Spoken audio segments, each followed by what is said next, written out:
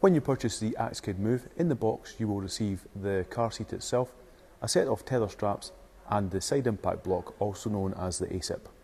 Now that you're ready to install your Axkid Move, you're going to use the car's own seat belts to do that installation, and they're going to pass through. There's an opening on this side, exactly same on this side, and a clamp that opens and closes on each side. Both are identical.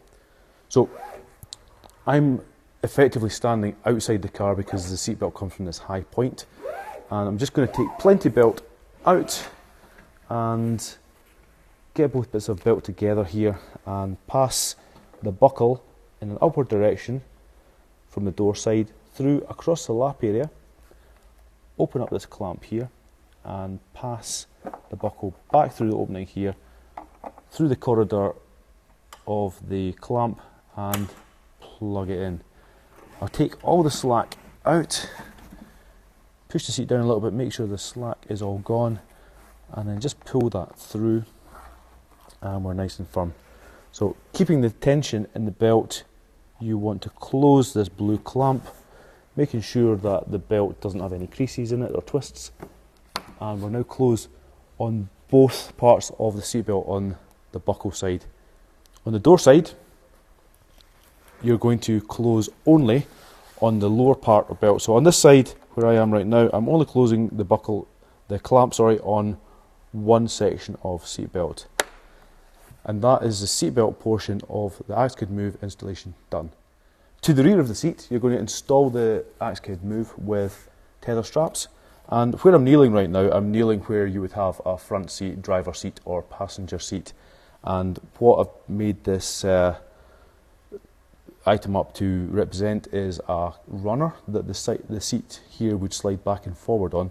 And this is probably the most commonly used area to secure a tether strap.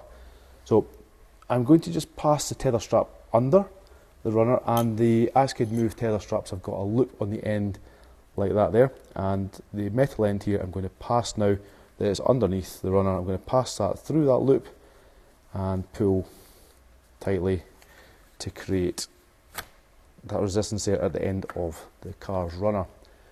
You then want to take the metal clip end and find at the back of the seat a loop.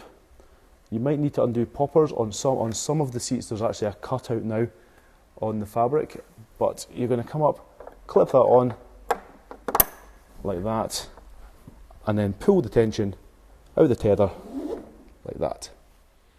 Okay, so for the purposes of this final install, I've taken the tethers off this runner here and attached them to the demo rig down low so we can get a good firm installation.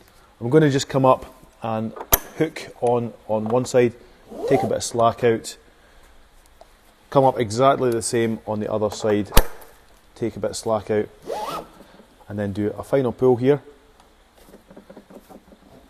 Take any tension out of the tethers and bring down the leg on a counter force, and that is the Axkid Move installed.